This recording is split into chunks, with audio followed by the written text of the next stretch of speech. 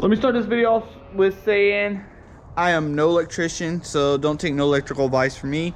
I'm just showing y'all. Some people asked my electrical setup, so I'm gonna show y'all how I got it set up.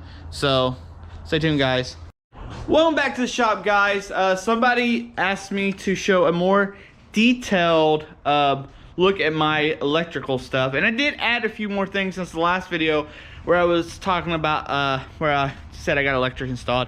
So I did install a few things, one being a floodlight right here. It's controlled by an outlet.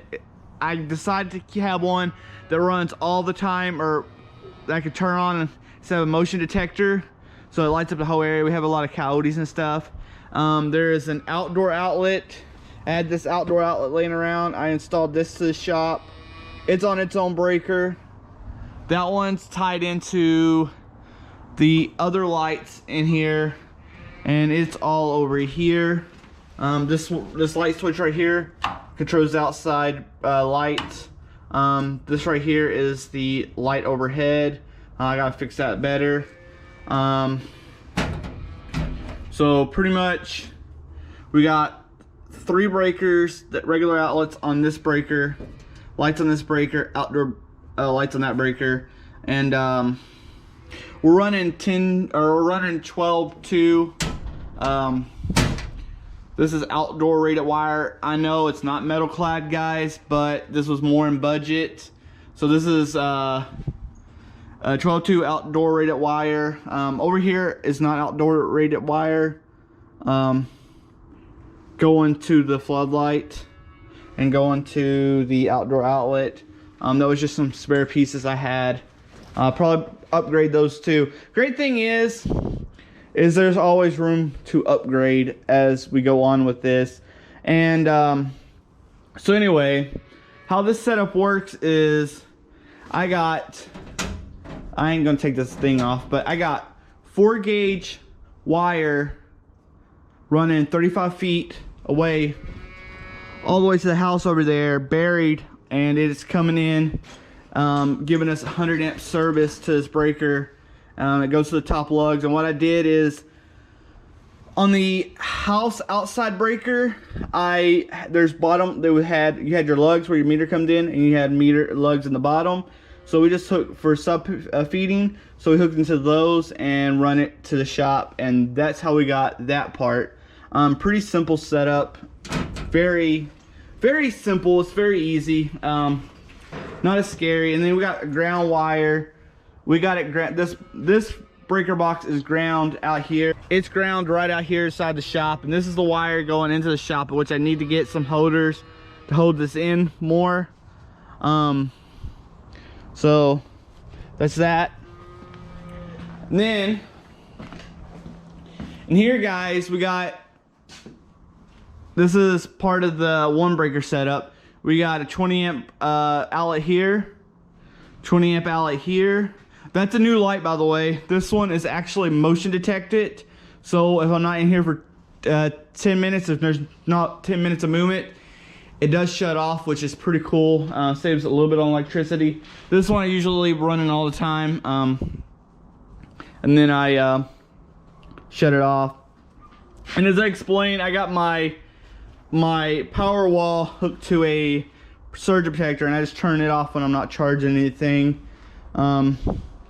So, and over here we got another, that's a 20 amp outlet. There's a 20 amp outlet. And I've been running my welder off of that one, but the welder is about to have, the welder and the plasma cutter is about to have its own breaker over here, outlet and breaker over here. Same with the tire machine, it's gonna have its own outlet and breaker too. So yeah, there's gonna be outlets all over this place. Again, it's just 12-2 wire. I got it ran over here. I got these I don't know if y'all can see it. I got these wire holders that I designed and 3D printed to hold my wire down. Yeah, there's room for improvement. We're gonna put some 220 in here. 220 outlet right there. Probably another 220 outlet over there, because I think when I want to upgrade my plasma cutter, and I want a bigger welder. So plasma cutter, this is the Amazon's cheapest, as you can see in this video. There's a link here for the video, and that was like the Amazon's cheapest plasma cutter at the time. It was like $150. Right now the torch ain't working. I'm gonna have to replace the torch. I think it's just kind of got broken in the move. So yeah, I'm gonna replace the torch on that until I can get 220 electric over here. Oh, and then a 2-stage air compressor. But yeah, it's pretty much a easy setup. I really should move that box up here to this light. At the time, it was just easier to do that and run an extension cord. But we're going to eventually put an outlet up here. We're going away from electrical talk here. I did start on this door. I welded in this piece right here. Not the prettiest looking thing, but it's a little bit better. But what we're gonna have to do is we're gonna have to weld a beam from there to there, and that will stop this. See that flex? There's a lot of flex, and when you open that door flexes. So I'm gonna weld a piece over here and push that out, and we should be golden. It opens a little bit easier now, just since fixing that part. So I got to get a cutoff wheel for the cutoff saw. Actually had it explode on me. That's the first time, and yeah, scary. So that is what it looks like in my shop. Just these outlets are 20 amp breakers. The light's 20 amp breakers. Outside is 20 amp breakers, and yeah, everything is starting to have its own breaker, which there's plenty of room. Even for the 220s, this is plenty of room in this breaker box to do all I ever want to do in this shop. So that's it, guys. I hope you enjoyed the video. Remember, guys, I am not a licensed electrician, so don't take anything I said to heart, because I just figuring it out like every other DIYer out there, and trying to make it work for me. So far it has. So anyway, guys, thanks everybody for watching. If you haven't already, hit that like button, hit that subscribe button, share this out. Let's make this one of the best small engine channels on YouTube, guys. I'll see y'all next time in the shop. Later, everyone.